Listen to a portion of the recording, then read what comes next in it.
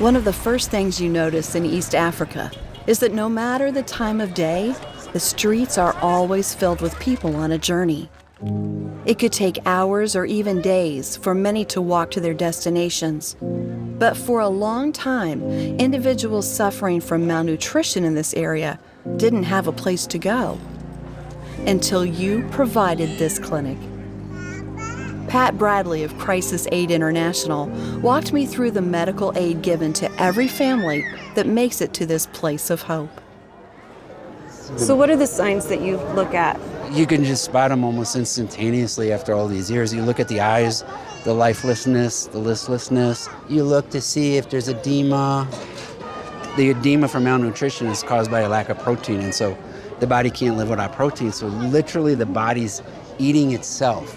And then, yeah, like if you see this mom, I mean, you could see how malnourished she is. How can the mother possibly feed the child when she is so malnourished herself? How do you do it all the time, Pat? It's like, how do you not, like, you look at this lady, how do you not fall in love with this lady? And try to put yourself in her shoes for 60 seconds. It's hard to put into words. It's hard to have a heart that breaks, but it's far worse not to. It's far worse not to feel what God wants us to feel. I know. So this room here is the emergency room. And one of the things I want to make sure to point out that you understand is that before this existed, the children that come in here had no access to medical care at all. There was nothing for them here. And so, for instance, like this little boy, he just came in this morning, and he's got a number of different conditions, but eventually what would happen is that he would go into, for his case, his kidneys would fail, and so he would go into renal failure and die. So he started with a simple cut. He started with a simple cut. He's got scabies also, which can get infected internally. And so, again, and without care, we would lose him. And you got this little guy here. I just can't get over, I mean, 16 years of doing this, and I can't get over how bad this child is. And as you can see, he could literally be hours from death if he wasn't in this emergency room. Like, there's a good chance he may not even survive the day. And so the mother, it's like, I wonder what goes through her mind if she's watching her child waste away day after day after day after day, and knowing there's nothing that I can do, there's no help. But now there is, because of this medical clinic. This is where you first see a lot of these people who are coming in with emergent situations. And we'll go on and see how else you're able to care. The other thing, it's early in the morning here. By 2 o'clock in the afternoon, it would be jammed with people because they're all out there waiting to be seen. Right. So yeah, you want to go next? Yeah. So Pat, this is the lab. This is a laboratory. Something that would seem so simple, we're so familiar with it. Yes. And yet here, it is really spectacular to have this ability, right? Oh my gosh, this never existed in this part of the country.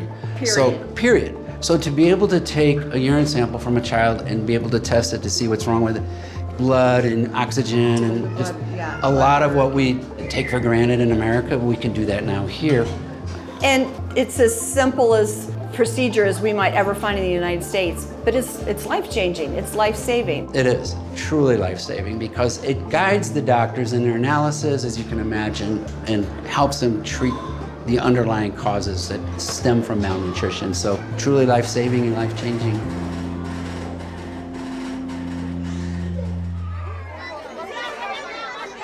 So here we have the pharmacy. Probably 95% of the medicines that are in these shelves here weren't here before this clinic. And not available in this area at all. Not available in this area. And then the other thing is that it allows us access to is like this product. It's called F75. And this is what we use to treat the beginning forms of severe malnutrition. And it's like it's a miracle working product. It gives the child all the micronutrients it needs. The mothers are not producing milk because the mothers are malnourished themselves.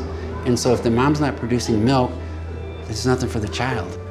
That is the biggest problem. So for our feeding program that's tied into this, we take care of the mom because once we can get the mom producing milk, we can usually get that child healthy again. It is an entire family whose lives are changed by this. It really is. And because if you think about this, like that little child that we just saw, that 3-year-old, okay, so that mom may have 3 or 4 other kids.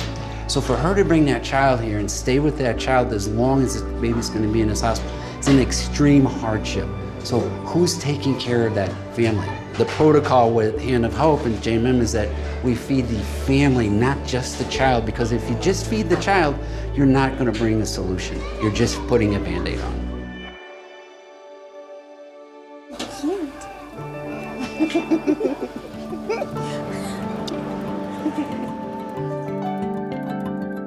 So Pat, this room is where long-term care is happening, and this is what was really missing for a long time. This is saving lives. It's an understatement to say what was missing. It never existed. Yeah. And so, yes, saving lives is the worst case scenario. Children are brought up here, and they are here anywhere from 5 days to a month, where they receive 24-hour care. So the 3-year-old that came into the emergency room that we just saw this morning will end up here as Positively. well. And you can see the difference in some of these children. I mean, they're all at different stages of care, Right. but they're getting so much stronger. Yeah, and you can see that they're just healthier because they are There's some receiving smiles and light in some eyes, and yet still a lot of work to be done. care. There is a lot, but it's going to get done. Exactly. That's the key. It's going to happen. Exactly. Like this is a case where this kid wouldn't even be alive today, and honestly, this child has a really long way to go. This is going to be. Yeah. You can see he's severely malnourished. He's like, his body's wasted away, but he's also got swelling. severe edema, and honestly, I don't think I've ever recalled seeing a child that was this wasted away that has edema that severe. Yeah. But then again, now this child has a chance, though. That's the thing, is that the child has a chance. Wow. Yeah. Don't see that You much. see his hair has lost all his color. And, oh, bless you, baby. You want to lay back down? There you go. There you go.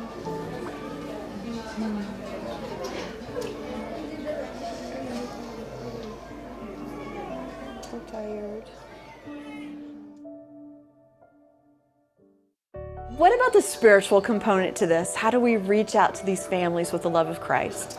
Well, first and foremost, how we find these children is we have evangelists and pastors that work for us. We've got 20 that work full-time, and I think 16 work part-time. And we send them out. They're our front line, so they go out into the villages. They're the ones that find the malnourished children to bring them here. But not only are they doing that from a medical aspect, we're also preaching the gospel. Several thousand salvations have been done last year alone. So the whole spiritual component all comes together and works very well with this.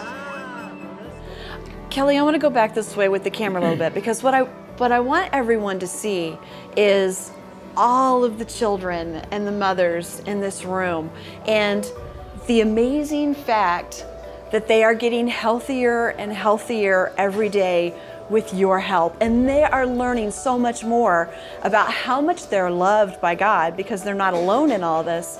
And it's incredible, Pat, to think about every one of all of these children likely would not have survived without the help of people out there right now 100% who've made this would not. possible. 100% 100% wouldn't? 100%. Every child that you see would be dead. Guaranteed. So without the help that your donors, I mean, they think they write a check. Gosh, I wish you could bring every single donor over here and like put them in front of that bed and go, that's what you did. Yeah. You know, that child is alive. That mother's got hope in her eyes. That family's going to survive and thrive because of what you did. And it is important to realize that what you're doing, what one doctor is doing, what one nurse is doing, completely different. It's compounded by the fact that you're all doing it together. And that Hand of Hope and everyone out there watching who prays and gives as well comes along beside, and it becomes so much bigger. It is. That the power of partnership. Yeah, it's like an orchestra. The doctors are here touching the kids. We're here doing our thing here. But the donors and the people at Hand of Hope and everyone, you are as responsible as we are for what ends up happening in that child. And just because you're on the other side of the world doesn't mean that you have a different part or you're not as important. you're as every bit important as the doctor is here. Because without all of it coming together, it all falls apart. Oh. I just think you're wonderful. I just think you're wonderful. What a beautiful smile. I'm just staying here. I'm perfectly happy right here. He's not letting go. I'll stay too. I'll stay with you. So, you know, here's something else I want to point out to you. So, like, you're standing there and this child is hanging onto your finger. Just think what that means to that mother, that you're here doing that. Switch places. How would you feel to that person? This simple act. For someone to love my child is the best gift I can get. Yeah. And if we can give that gift to other people. And that's what you just said. Yeah. So it makes our life a little better.